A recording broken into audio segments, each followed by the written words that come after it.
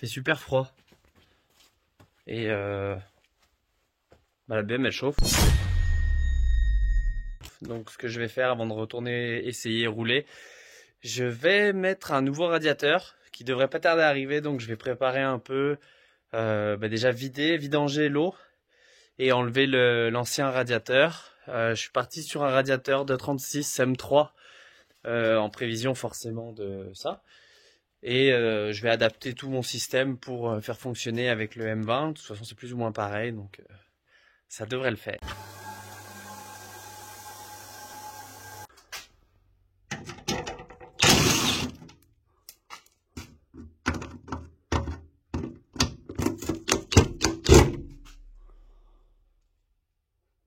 Fuck. Vous me croyez si vous voulez, mais j'ai vidangé mon radiateur sans mettre une goutte à côté. Donc là, je vais le sortir pour faire de la place et puis après on attendra de recevoir le nouveau. Voir comment on fait. S'il y a des choses à modifier, si je peux le rentrer, comment, on verra.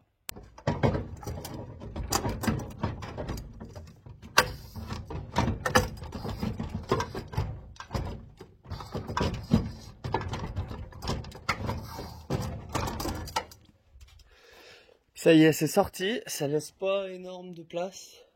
Mais ok, on en fera encore. Donc voilà mon petit setup shroud que j'avais fait. Qui était super bien, mais bon, c'est vraiment trop petit pour ce que je veux. Ça y est, le radiateur est déposé, un peu les tuyaux qui y vont. Donc ça laisse pas mal de... j'avais ouvert un peu là, bon ça servira à rien là dans mon truc, mais...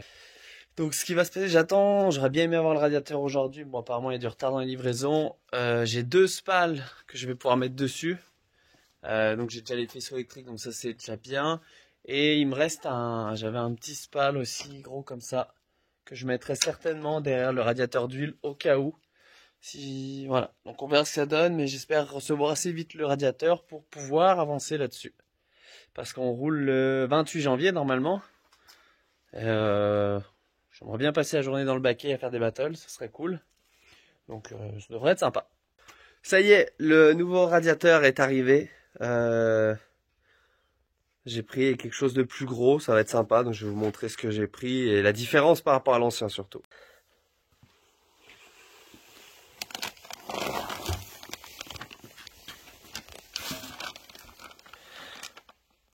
Donc c'est un Mishimoto de E36 M3 qui fait 2 fois la taille de l'ancien, qui devrait se monter assez facilement étant donné que ça équipait aussi les 30 phase 2.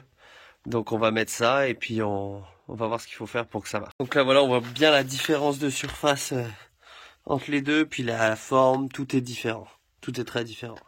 Donc ça y est, il est dans la baie, donc la place ça va, c'est ok.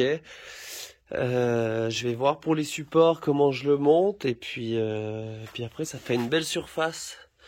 Ça prend vraiment toute la partie. Enfin bref, il y a énorme plus de surface d'échange thermique, donc ça devrait fonctionner là. Donc ça y est, le radiateur est fixé. J'ai fait des petites pattes comme ça, une de chaque côté pour tenir, donc largement assez. Et là le casse-tête c'est de relier l'eau.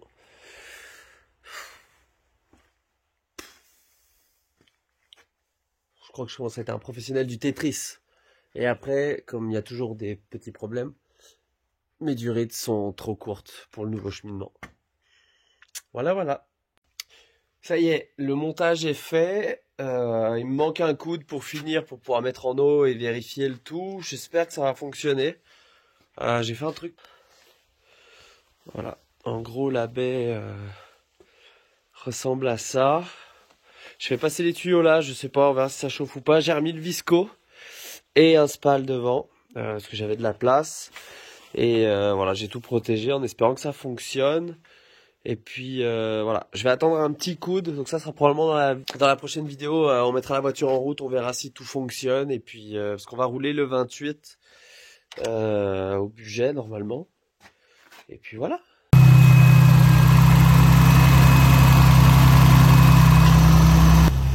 Donc j'ai remis le visco, tout ça tourne en permanence, j'ai rajouté un spal devant, tout est fixé. Je laisse tourner un peu, voir s'il y a des fuites et puis il n'y aura plus qu'à essayer. Bon, j'y ai fait un bon cycle de chauffe. Bon, ça chauffe pas, c'est déjà bien. Dans le garage, j'arrive pas à monter au-dessus de 62 degrés en eau, donc sachant qu'avant au ralenti avec l'ancien radiateur, je pouvais monter à 100 degrés, donc clairement il y avait un souci. Donc là c'est bien, j'ai laissé longtemps, ça a pas chauffé, l'huile elle monte normal vu que je roule pas forcément, elle chauffe un peu mais sans plus, on était à 90, 95. Donc j'espère que ça va le faire, il n'y a pas l'air d'y avoir de fuite. Donc ça devrait être assez concluant, on va pouvoir rouler le 28 correctement et faire plein de battles, j'espère, et puis rouler toute la journée comme des fous. Ça va être cool. Je vais vous montrer vite fait le cheminement de l'eau et puis après, ça sera tout pour ça. Donc j'ai essayé de faire au plus simple. Départ du Calorsta, donc le radiateur qui est là avec le spal devant, le visco derrière. Le coude qui descend, qui vient reprendre ici. En haut j'ai mis une durite d'origine, j'ai mes durites d'huile qui partent donc de ma plaque sandwich qui font le tour, qui est tout protégé, qui reviennent là devant. Le spal qui est derrière, qui tire l'air et qui passe très fin là-haut, mais voilà, qui a l'air de faire son effet. Donc en espérant que tout ça fonctionne et que ça soit fiable. Là il n'y a pas de fuite, ce qui est plutôt une bonne nouvelle déjà. Donc voilà. J'ai aussi reçu un petit treuil pour mettre sur la remorque, donc je vais essayer de l'installer rapidement.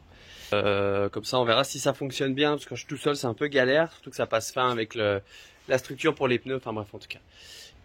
Comme promis aussi, je vous prépare un épisode là-dessus, sur la magnifique 36.